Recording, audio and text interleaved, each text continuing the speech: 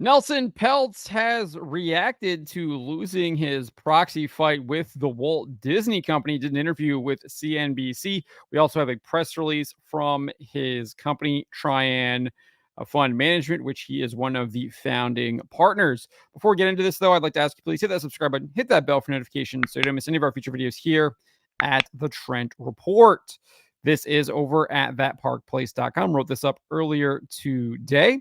And this is what Peltz said during an interview with CNBC. He says, I hope this is not a redo of last year where we pulled out, gave management a chance, and the stock went down from roughly $120 down to $79. I hope that doesn't happen this time. Whether we stay or not, we don't make those kinds of announcements. I hope Bob Iger can keep his promises. I hope they can do all the things they assured us they were going to do. And we'll only watch and wait. If they do it, they won't hear from me again. If they don't, Jim Cramer, you may be seeing me on your show next year doing this same thing again. So it's really up to management. It's up to the board. It's up to whether they do what they say they want to do or if it's the same old story again. He also specifically took issue with the company's succession plan, which he's criticized over the past couple of years. He says, look, they've got to get a succession plan firmly in place that works. We haven't seen one going back to 2011. They began talking about succession. We're 13 years from then, and they haven't come up with anything. They've got to get the margins up. They got to get streaming right. They made a lot of promises. And frankly, as a shareholder, I hope they keep them. But if not, we're here. He later said, look, I'm willing to give them the opportunity to prove me wrong. I'm willing to give them the opportunity to do as they say. The shareholders who voted, they want to give management and the board a chance. So be it. We will watch like we did last time. We pulled out a year ago, February. A lot of promises were made. We hoped that they were going to keep them. They didn't. We came back. We've got a new set of promises, and I hope they keep them. And if they do, I'll be a guest on your show, probably talking about a different company. But if they don't, you'll see me again, Jim.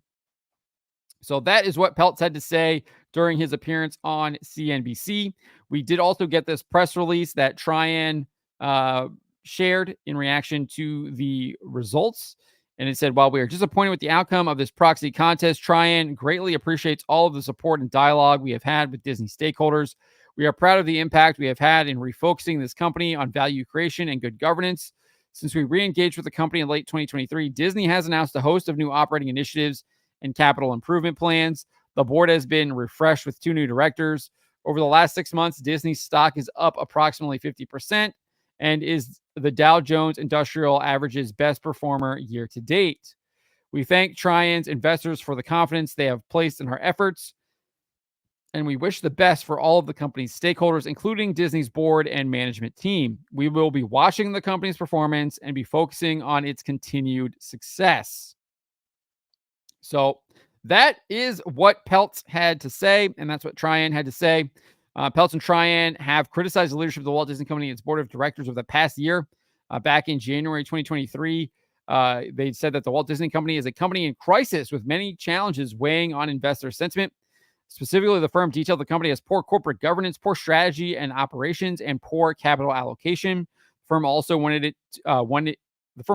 it wanted to, quote, refocus the creative engine to drive profitable growth, obviously pointing to the poor returns on Disney Plus as well as at the box office, which got even worse in 2023 with huge disasters such as Indiana Jones and the Dial of Destiny, The Marvels, and Ant-Man and the Wasp: Quantumania.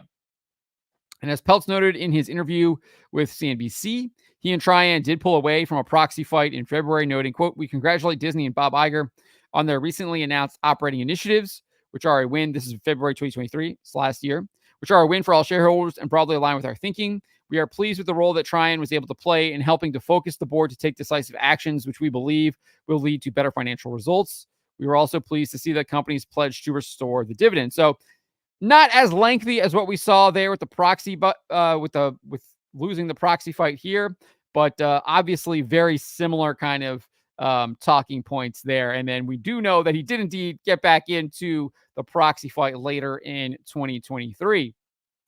In fact, he reignited the campaign in November of 2023 via press release. He says, since we gave Disney the opportunity to prove it could right the ship last February, Up to our re-engagement weeks ago, shareholders lost approximately $70 billion in value.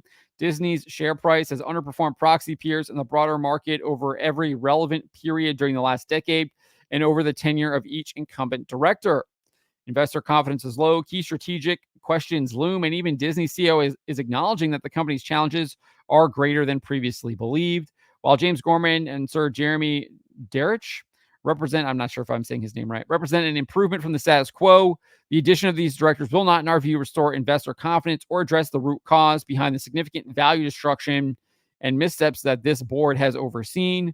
Trian intends to take our case for change directly to shareholders. So I would not be surprised if things continue the way they are at the Walt Disney Company. We see something like this later on this year from Peltz and Trian.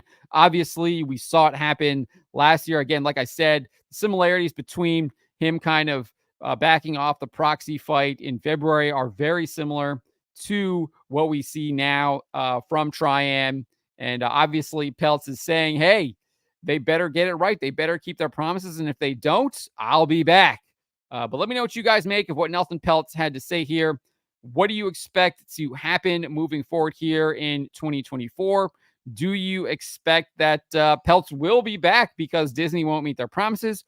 Or do you think that Bob Iger, the current Disney board and Disney management, will be able to right the ship? Let me know in the comments below.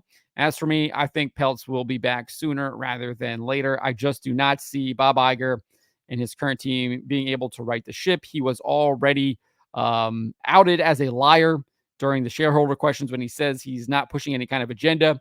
And then we find out that they are gender swapping the Silver Surfer. So clearly, obviously lying. We know that they push lots of political agendas, lots of disgusting ideological agendas that objectively promote evil and are inherently destructive.